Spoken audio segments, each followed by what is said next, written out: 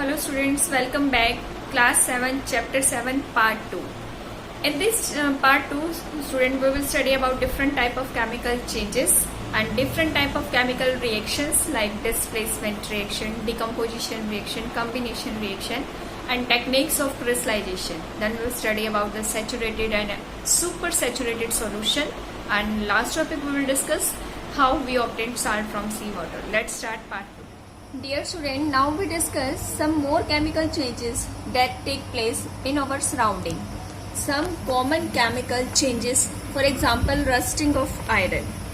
Rusting of iron, when iron is exposed in the air, students, you usually observe that a brown red color coating is formed on iron object, and this flaky reddish brown layer formed on the iron is called rust. Students, आपने बहुत बार देखा होगा, अगर iron को open छोड़ देते हैं हम, एयर और वाटर के कांटेक्ट में आता है जब ये, when iron react with oxygen and water, then it form a rust. This is the formula of rust. Ferric oxide Fe2O3 XH2O. X means बेटा कि कितने भी नंबर ऑफ वाटर मॉलिक्यूल्स यहाँ पर ऐड हो सकते हैं 2, 3, 4 रस्ट बनाने के लिए. That's why we mention X. Okay, iron को रस्ट कब लगता है? जब आयरन ऑक्सीजन और वाटर के कांटेक्ट में आता है, then it make the ferric oxide. इस केमिकल चेंज को हम in this way chemical equation की फॉर्म में भी राइट कर सकते हैं. अब स्टूडेंट, हम एक एक्टिविटी की हेल्प से देखेंगे. This oxygen and water both are necessary for rusting, and this process is known as rusting, and oxygen and water is necessary for rusting. Let's see the activity. Students, take 3 test tube A, B and C. In test tube A, we will take water and iron nail. In this test tube, water and air both are present. In test tube B, we will take iron nail and anhydrous calcium chloride. ये compound क्या करता है student? It will absorb the moisture which is present in test tube. ये test tube में present moisture को absorb कर लेगा, और अब इस टेस्ट ट्यूब में सिर्फ आयरन नेल है और एयर है. In test tube C we contain the boiled water and iron nail. Iron nail, when we boil the water, the oxygen will remove from the water. So test tube C contain only iron nail and water, no air. After 3-4 days, we will observe that the rusting will take place only in test tube A, not in B and C. Why? Because in test tube A, water and air both are present. In test tube B, only air present, no water. And in test tube C, water is present but no air. This activity shows that for rusting, both water and air are necessary. Now student, with the help of this activity, we understand that air and water or moisture both are necessary for rusting. Prevention of rusting. Why do we need of prevention of rusting, students? Because rusting damages the iron, and iron is used to make the various objects in daily life. So we have to prevent the rusting to protect the iron. First method of prevention of rusting is iron can be protected from rusting by coating with oil, grease और paint.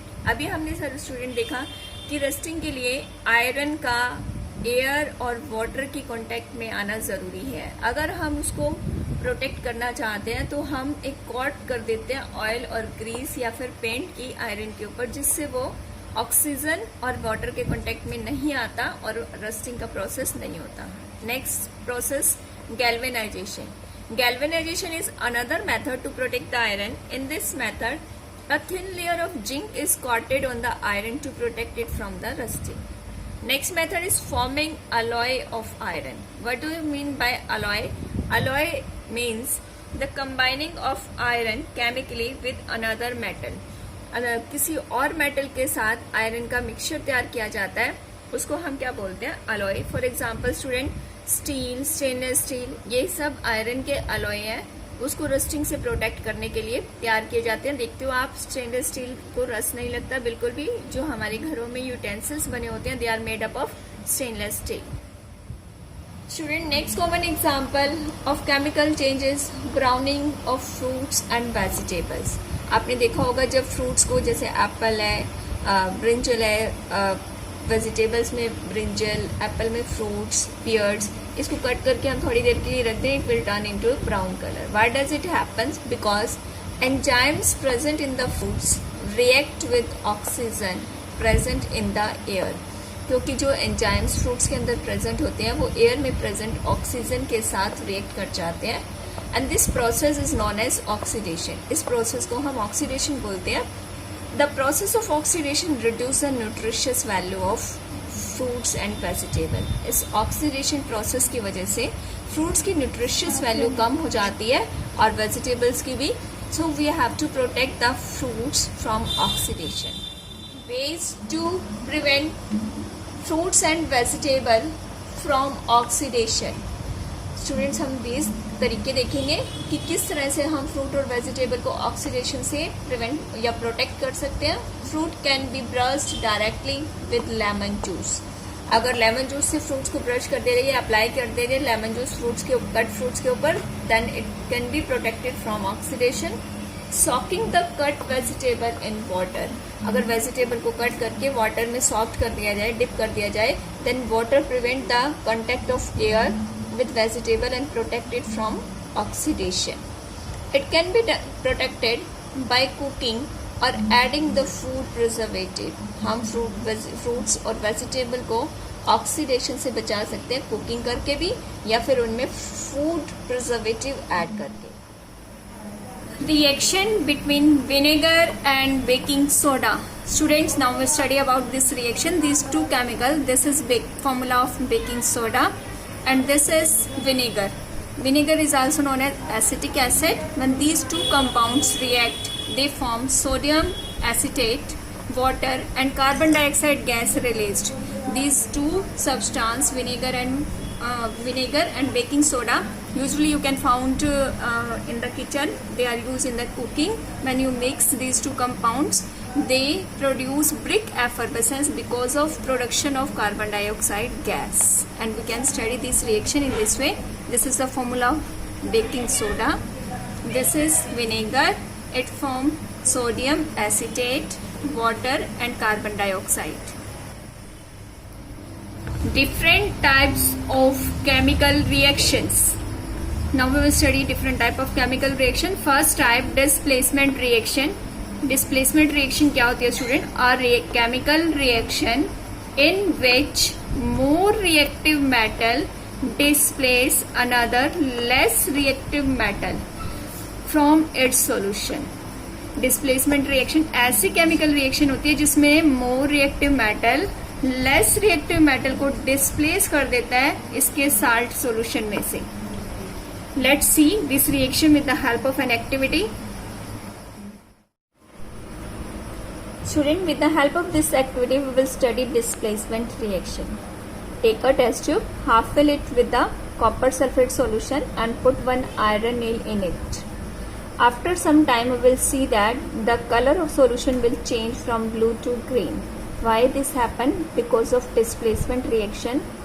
Iron displaces the copper sulfate and make this brown color substance deposit on the iron is copper. And this green color substance is known as copper sulfate solution. Students, जब हम iron को copper sulphate solution में डालते हैं तो iron copper sulphate solution में से copper को डिस्प्लेस कर देता है और आयरन सल्फेट बना देता है. ये ग्रीन कलर सॉल्यूशन है, ये आयरन सल्फेट है और ब्राउन कलर का कॉपर आयरन के ऊपर डिपॉजिट हो जाता है. अब इस रिएक्शन को हम केमिकल इक्वेशन की फॉर्म में स्टडी करेंगे. डिस्प्लेसमेंट रिएक्शन स्टूडेंट्स, अब उस एक्टिविटी को हम रिएक्शन की फॉर्म में देखेंगे. कॉपर सल्फेट का जो सॉल्यूशन था उसका फॉर्मूला था CuSO4. आयरन जो हमने डाला था आयरन एल, इसको हम इक्वेशन की फॉर्म में कैसे लिखते हैं? Fe. केमिकल फॉर्मूला होता है आयरन का. ये ग्रीन कलर का जो सब्सटेंस बना था that is ferrous sulphate FeSO4 and copper release हो गया था जो डिपॉजिट हो गया था आयरन एल पे ब्राउन कलर की फॉर्म में Cu. Next type of the chemical reaction is decomposition reaction. In this reaction, a compound breaks into two or more substance. Dear students, decomposition reaction में एक compound दो या दो से ज्यादा सब्सटेंस में ब्रेकअप हो जाता है, उस रिएक्शन को हम क्या बोलते हैं? Decomposition reaction. एग्जांपल देखते हैं, कैल्शियम कार्बोनेट, ये एक सिंगल कंपाउंड है। जब हम इसको हीट करते हैं तो it will breakup into calcium oxide and carbon dioxide. तो ये एग्जांपल किसका हुआ? Decomposition reaction. Combination reaction, a chemical reaction in which two or more substance combine to form a complex compound. Dear student, combination reaction क्या होती है? जिसमें दो या दो से ज्यादा सब्सटेंस कंबाइन होते हैं और एक कॉम्प्लेक्स कंपाउंड बना देते हैं, उसको हम बोलते हैं कॉम्बिनेशन रिएक्शन। जैसे एग्जांपल, कार्बन ऑक्सीजन की प्रेजेंस में बर्न होता है, then it will form carbon dioxide gas. This is the example of combination reaction. Crystallization.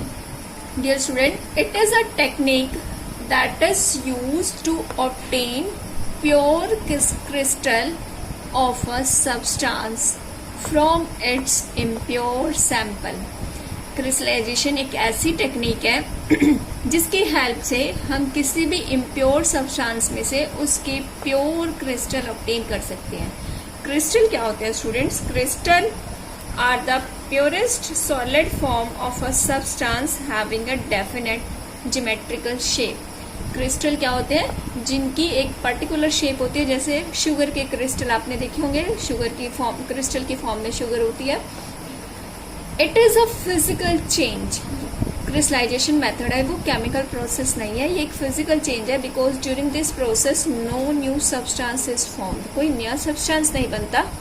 उसी सब्सटेंस के इम्प्योर सैंपल से हम उसको प्योरीफाई करते हैं क्रिस्टल की फॉर्म में। Next topic is saturation. Student, saturation क्या होता है? The solution in which no more substance can be dissolved is known as saturated solution. एक ऐसा सॉल्यूशन जिसमें और सब्सटेंस डिसॉल्व ना हो सके, उस सॉल्यूशन को हम क्या बोलते हैं? Saturated solution. अगर हम इस सब्सटेंस को अब हीट कर दें, when we heat it, undissolved salt dissolve, जो अनडिजॉल्व सॉल्ट था वो डिजॉल्व होना शुरू हो जाएगा। This solution is known as supersaturated. इस सॉल्यूशन को, इस कंडीशन को हम क्या बोलेंगे? Supersaturation. एक बार फिर से देखिए, एग्जाम्पल की हेल्प से हम देखते हैं। अगर हमने एक कप वाटर लिया और उसके अंदर सॉल्ट ऐड किया, बहुत सारा सॉल्ट ऐड किया, एक कंडीशन आएगी जब वो डिसॉल्व होना बंद हो जाएगा। उस कंडीशन पे उसको हम क्या बोलेंगे? Saturated solution. और सॉल्ट नीचे बैठ जाएगा और डिसॉल्व नहीं होगा। जब हम उस वाटर को हीट करेंगे तो उस अनडिसॉल्व सॉल्ट डिसॉल्व हो जाएगा और उस सिचुएशन पे हम उस सॉल्यूशन को क्या बोलेंगे? Supersaturated. How is salt obtained from seawater? The amount of dissolved salt is very large in sea water. Dear student, sea water में salt का amount बहुत ज़्यादा होता है, large amount में होता है. That's why the sea water is salty in taste. Salt is obtained from sea water by evaporation. Evaporation method से हम sea water से salt को obtain कर सकते हैं. Let's see how it is obtained.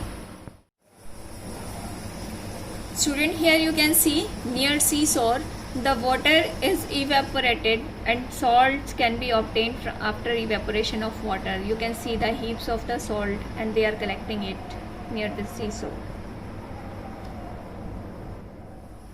Student, let's recall the topic what we study in this part 2.